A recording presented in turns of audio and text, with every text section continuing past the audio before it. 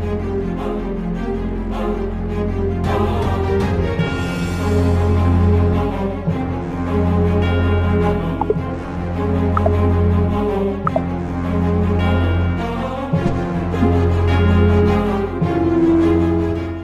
Tiongkok dari dinasti Han pada tahun 31 Masehi juga mendokumentasikan gerhana matahari dan bulan yang mencatat bahwa semua tanda-tanda manusia kini ada pada satu orang dan menyebutkan seorang pria dari surga yang telah meninggal. Masyarakat Tionghoa yang tidak menyadari penyaliban Yesus karena tidak adanya misionaris Kristen masih merasakan pentingnya peristiwa tersebut. Catatan menyatakan Yin dan Yang telah salah bertukar dan matahari dan bulan menghilang cahayanya. Dosa-dosa semua orang kini ada pada satu orang. Pengampunan diumumkan kepada semua orang di bawah langit. Catatan lainnya berbunyi, gerhana pada hari Gui Hai, manusia dari surga meninggal. Selaras dengan Lukas 23 ayat 44. Ketika itu, hari sudah kira-kira jam 12, lalu kegelapan meliputi seluruh daerah itu sampai jam 3. Yang menggambarkan gerhana matahari 3 jam setelah kematian Yesus. Selain itu, 3 hari setelah gerhana, astronom Tiongkok melaporkan adanya pelangi yang mengelilingi seluruh bumi seperti lingkaran cahaya pada masa pemerintahan Kaisar Guangzhou. Meskipun Alkitab tidak secara spesifik menyebutkan Tiongkok, catatan-catatan ini menunjukkan bahwa Tuhan masih bekerja di hati orang Tiongkok, bahkan tanpa pengetahuan langsung tentang Injil.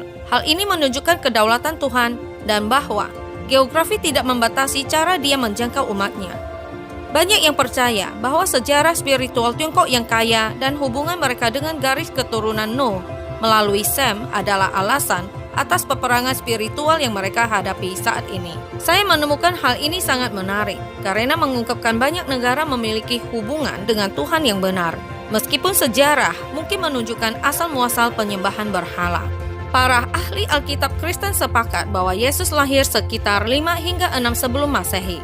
Kaisar Qianping mencatat pentingnya Altair, salah satu bintang paling terang di langit Tiongkok yang terlihat selama sekitar 70 hari. Perkiraan waktu perjalanan dari Cina ke Israel.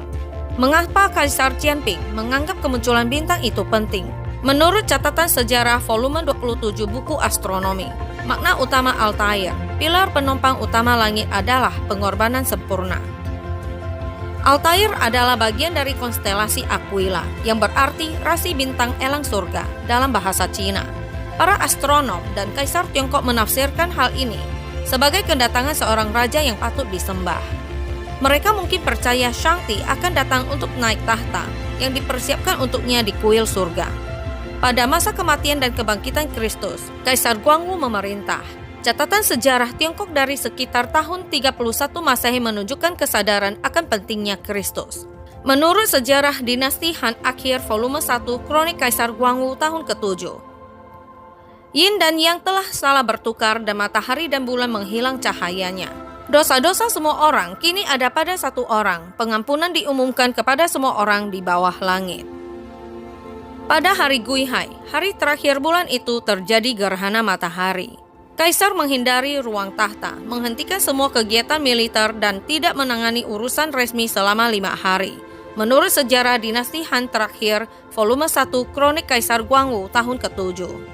Menurut catatan lain, sejarah Han terakhir nomor 18 Gui Hai, yang menyatakan gerhana di hari Gui Hai, manusia dari surga meninggal.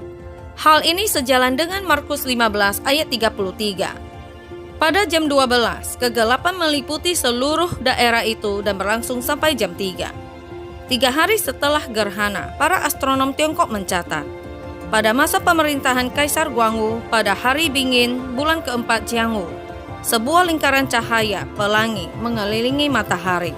Menurut sejarah Han terakhir, Annals nomor 18 Gui Hai. Kebangkitan Kristus tampaknya menyebabkan peristiwa surgawi yang terlihat. Jelas bahwa Kristus tidak tersembunyi dari orang-orang Tiongkok. Meskipun perjanjian baru tidak menyebutkan timur jauh, Tuhan telah menunjukkan tanda-tandanya kepada orang-orang Tiongkok. Mereka mengenali kelahiran sang raja sebelum banyak orang di Israel dan berduka atas kematiannya ketika orang lain bersorak. Tuhan tidak dibatasi oleh pemahaman kita. Dia telah mengungkapkan dirinya kepada setiap generasi dan akan terus melakukannya.